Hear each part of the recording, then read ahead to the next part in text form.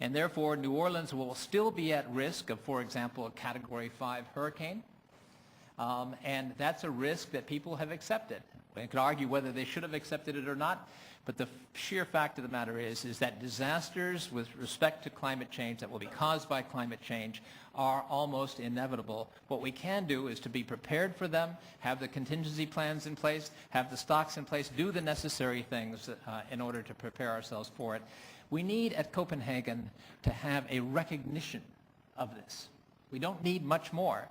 I have said in other fora that, in fact, if Copenhagen ends up with deciding that 90% of the funding should go to preventing further erosion in the climate, and 9% of the funding then goes to adaptation, that would leave 1% for disaster preparedness, and that probably would cover what needs to be done. Disaster preparedness does not need to have a lot of upfront money. The money will come, but the money, unfortunately, will come only after the disasters actually occur.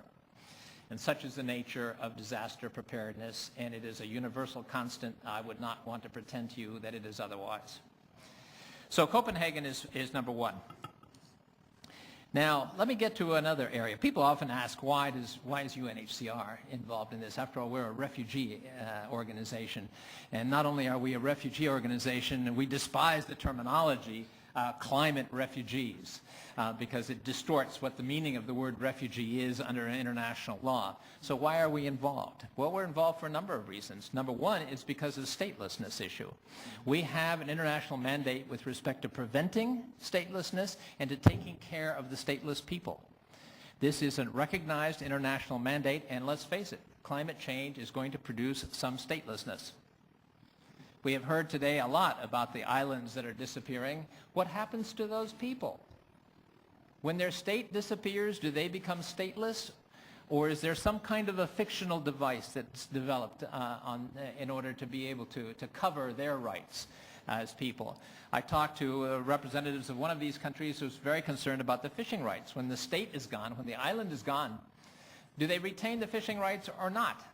They already see encroachment on some of these issues. There are lots of very interesting issues that flow out of the issue of statelessness that's precipitated by climate change. Statelessness is an issue that we look at very, very carefully and pay an awful lot of attention to. We're working on answers to three fundamental questions.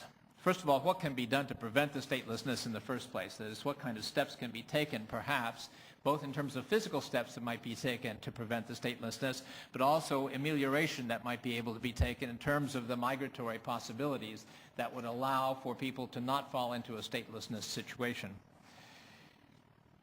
We're looking at all of the legal instruments that could be used to cover the stateless people, and we're also interested in looking at all of the legal mechanisms that are currently in place, plus also those that might be put in place in the future.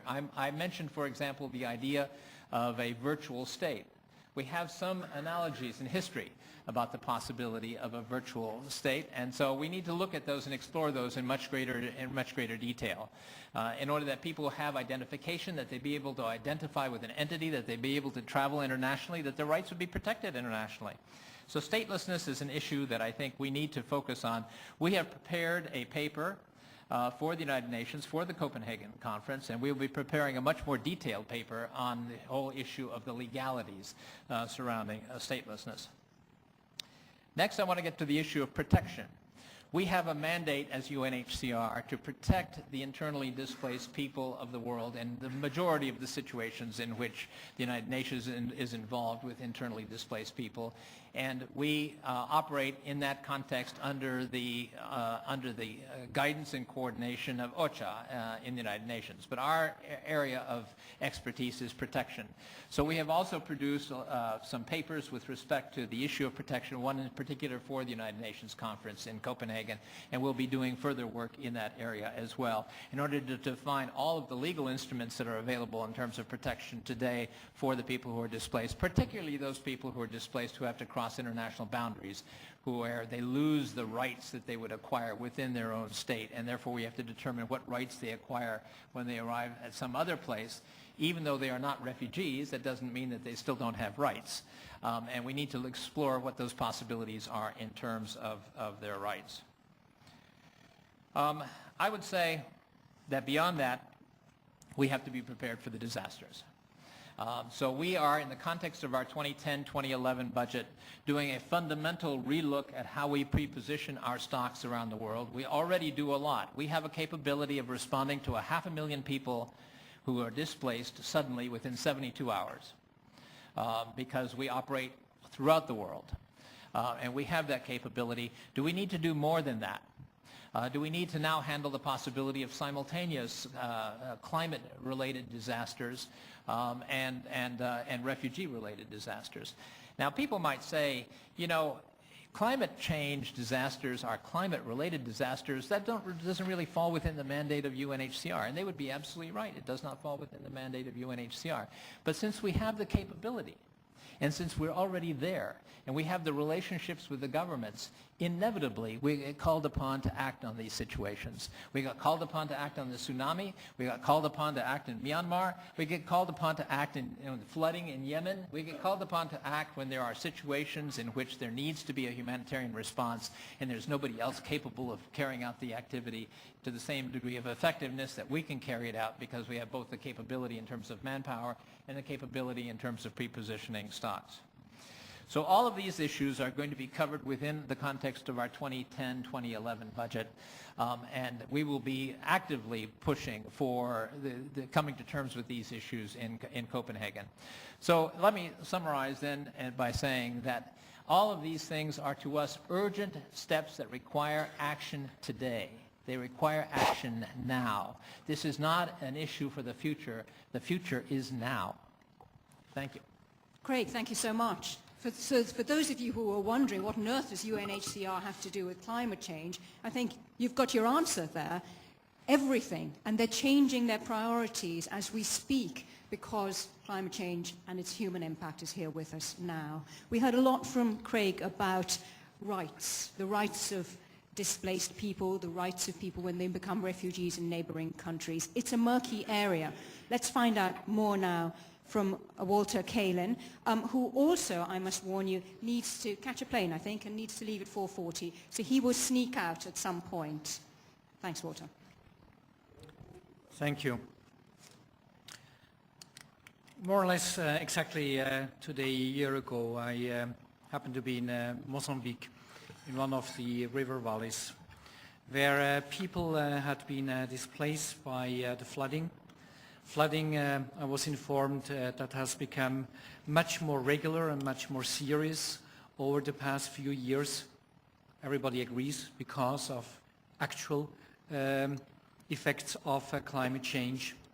And where there was a debate going on because the government said, we can't evacuate you every year, we can't rebuild infrastructure every year, we have to relocate you. But people didn't want to do that. So it was quite a difficult situation. This is a good example of how effects of climate change are leading to displacement. We know there are different scenarios. There are the sudden onset disasters, the flooding, the hurricanes, the landslides.